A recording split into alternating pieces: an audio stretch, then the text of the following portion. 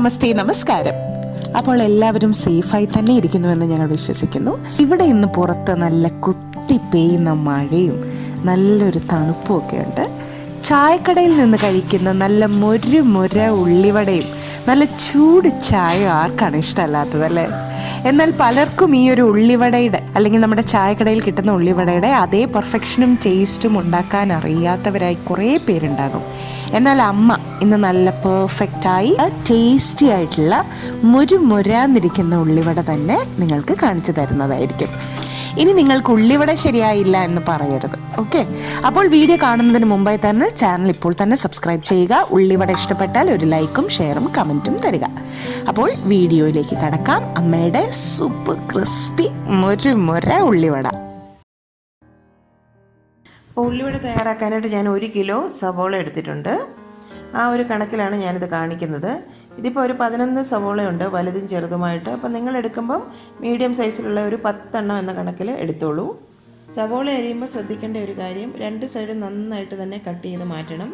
അതുപോലെ ചെയ്തെങ്കിൽ മാത്രമേ ഓരോ അല്ലിയും നമുക്ക് സെപ്പറേറ്റ് ആക്കി എടുക്കാൻ പറ്റുള്ളൂ.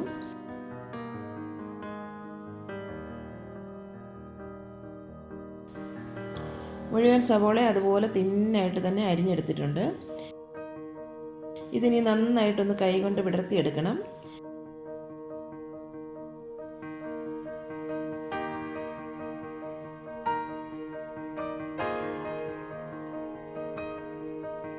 ഇപ്പം വിട്ട് കിട്ടിയിട്ടുണ്ട്, കണ്ടില്ലേ?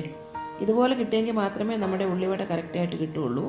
ഇനി നമുക്കിതിലോട്ട് എരിവിനായിട്ടൊരു 7 പച്ചമുളക് വട്ടത്തിലരിഞ്ഞത് അതും കൂടി ചേർത്ത് കൊടുക്കാം. ആവശ്യത്തിനുള്ള ഉപ്പ് കൂടി ചേർക്കാം. ഉപ്പ് ചേർക്കുമ്പോൾ ശ്രദ്ധിക്കേണ്ട കാര്യം, ആവശ്യത്തിന് മാത്രമേ ചേർക്കാവൂ. കൂടിപ്പോയാൽ നമ്മുടെ വടയുടെ ടേസ്റ്റ് മാറിപ്പോവും, നമുക്ക് കഴിക്കാനും പറ്റില്ല. വീണ്ടും കൈകൊണ്ട് ഒന്ന് നന്നായിട്ട് ഞെരടിയെടുക്കാം. എല്ലാ ഭാഗത്തേക്കും ഉപ്പൊന്ന് മിക്സാക്കി എടുക്കാം. ഇതിനി ഒരു 10 മിനിറ്റ് നമുക്ക് അടച്ചൊന്ന് മാറ്റി വെക്കാം. ആ ഒരു സമയം കൊണ്ട് ഉള്ളിയൊക്കെ നല്ല സോഫ്റ്റായി കിട്ടുകയും ചെയ്യും. അതിൽ ആ വെള്ളമൊക്കെ നന്നായിട്ട് ഇറങ്ങി വരികയും ചെയ്യും. ഒരു 10 മിനിറ്റിൽ കൂടണ്ട കേട്ടോ. ഇതിപ്പോൾ കണ്ടില്ലേ, ഉള്ളിയിലെ വെള്ളമൊക്കെ നന്നായിട്ട് ഇറങ്ങി വന്നിട്ടുണ്ട്. ഉപ്പൊക്കെ നമ്മൾ പുരട്ടി വെച്ചതല്ലേ. ഇനി നമുക്ക് ഇതിലേക്ക് 1 ടീസ്പൂൺ മുളക് പൊടി ചേർത്ത് കൊടുക്കാം. 1 ടേബിൾ സ്പൂൺ പെരിഞ്ജീരകം അതും കൂടി ചേർക്കാം, മുഴുവനായിട്ടുള്ളതാണ്. 1 ടേബിൾ സ്പൂൺ ഇഞ്ചി ചെറുതായിട്ട് അരിഞ്ഞത് അതും കൂടി ചേർത്ത് കൊടുക്കാം. 2-3 തണ്ട് കറിവേപ്പില അതും ചെറുതായിട്ട് അരിഞ്ഞതാണ്, അതും കൂടി ചേർക്കാം. 2 ടേബിൾ സ്പൂൺ മല്ലിയില ചെറുതായി അരിഞ്ഞത് അതും കൂടി ചേർത്ത് കൊടുക്കാം. ഇനി അതിലേക്ക് ഒരു 150 ഗ്രാം കടലമാവാണ് ചേർത്ത് കൊടുക്കുന്നത്. 1 കിലോ ഉള്ളിക്ക് 150 ഗ്രാം കടലമാവ്. ഈ ഒരു കണക്ക് പാകമായിരിക്കും, അതും കൂടി ചേർത്ത് കൊടുക്കാം. ഒരു 100 ഗ്രാം അരിപ്പൊടി, ഒരു ക്രിസ്പിനെസ് ഒക്കെ കിട്ടാൻ വേണ്ടിയിട്ടാണ്, അതും കൂടി ചേർക്കാം. പത്തിരിപ്പൊടിയാണ്, വറുത്ത പത്തിരിപ്പൊടിയില്ല, അതാണ് ചേർക്കുന്നത്. 180 ഗ്രാം മൈദ അതും കൂടി ചേർക്കാം, ആ ഒരു ബൈൻഡിങ്ങിന് വേണ്ടിയിട്ടാണ്. വെള്ളം ഒന്നും ചേർക്കാതെ തന്നെ നമുക്ക് കൈ കൊണ്ടൊന്ന് മിക്സാക്കി എടുക്കാം. ആ ഉള്ളിയിൽ നിന്നൊക്കെ വെള്ളം നന്നായിട്ട് ഇറങ്ങി വന്നിട്ടുണ്ടല്ലോ. ചില ഉള്ളിയിൽ നിന്ന് കൂടുതൽ വെള്ളം ഇറങ്ങി വരും. അപ്പോൾ ഇത് കുറവാണെങ്കിൽ മാത്രം നമ്മൾ എക്സ്ട്രാ വെള്ളം ആഡ് ചെയ്ത് കൊടുത്താൽ മതി.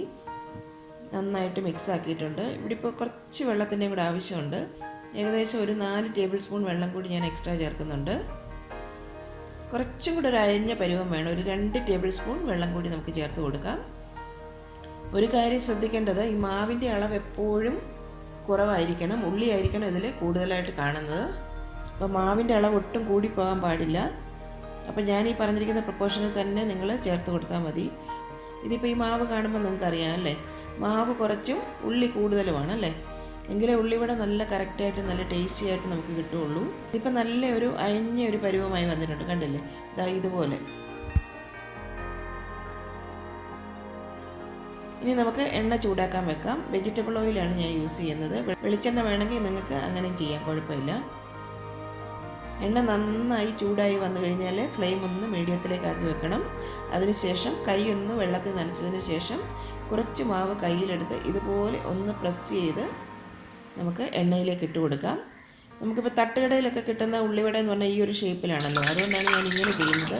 വേണമെങ്കിൽ ഇങ്ങനെ നുള്ളി ഇട്ട് ചെറിയ ഉള്ളിവടയായിട്ട് നമുക്ക് തയ്യാറാക്കിയെടുക്കാം. ശരിക്കുള്ള തട്ടുകട സ്റ്റൈല് അല്ലെങ്കിൽ ചായക്കടയിൽ നിന്നൊക്കെ കിട്ടുന്നത് ഇതുപോലെയാണ്. ഒരു വശം ഒന്ന് മൂത്ത് വന്നു കഴിഞ്ഞാൽ മറിച്ചിട്ട് കൊടുക്കാം.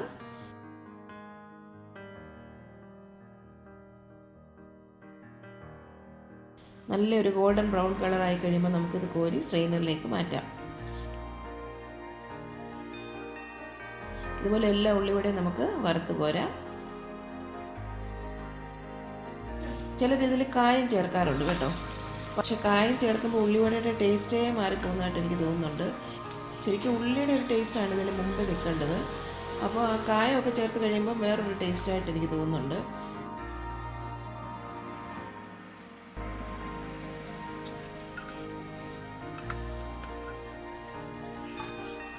ഞാൻ ശരിക്കും തിരുവനന്തപുരത്തൊരു ചായക്കടയിൽ നിന്ന് ഈ ഉള്ളിവട കഴിച്ചപ്പോൾ ഭയങ്കര ക്രിസ്പിയും ഭയങ്കര ടേസ്റ്റായിട്ട് എനിക്ക് തോന്നി. അപ്പോൾ ഞാൻ അവിടുത്തെ ആ കുക്കിനോട് ഇതുപോലെ റെസിപ്പി ചോദിച്ചതാണ്. അപ്പോൾ അങ്ങനെ കിട്ടിയ റെസിപ്പിയാണ് ഇത് കറക്റ്റായിട്ട്. അപ്പം അതിൽ പിന്നെ ഞാൻ എന്നും ഇതുപോലെയാണ് ഉള്ളിവട തയ്യാറാക്കുന്നത്. അതുകൊണ്ടാണ് നിങ്ങളുമായിട്ട് ഈ ഒരു റെസിപ്പി ഷെയർ ചെയ്യുന്നത്.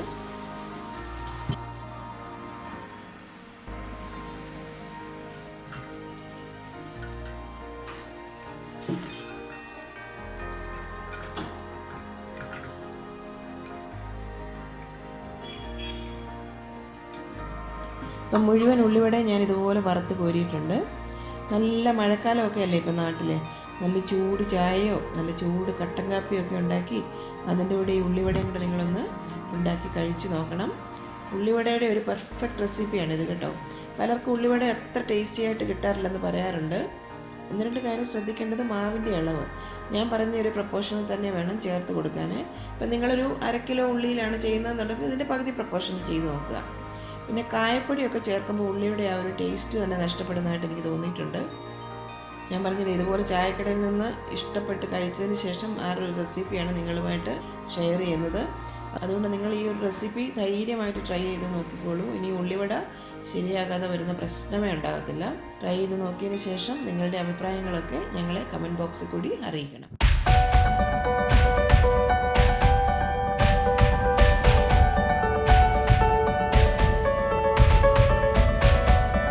കറി വിത്ത് അമ്മയിലെ അമ്മയുടെ ഇന്നത്തെ റെസിപ്പി നിങ്ങൾക്ക് ഇഷ്ടമായെന്ന് ഞങ്ങൾ പ്രതീക്ഷിക്കുന്നു. നിങ്ങളിൽ ഒരുപാട് പേര് ഈ റെസിപ്പീസ് എല്ലാം ട്രൈ ചെയ്ത് നോക്കി സക്സസ് ആയി എന്നറിയുന്നതിൽ ഞങ്ങൾക്ക് വളരെയധികം സന്തോഷം.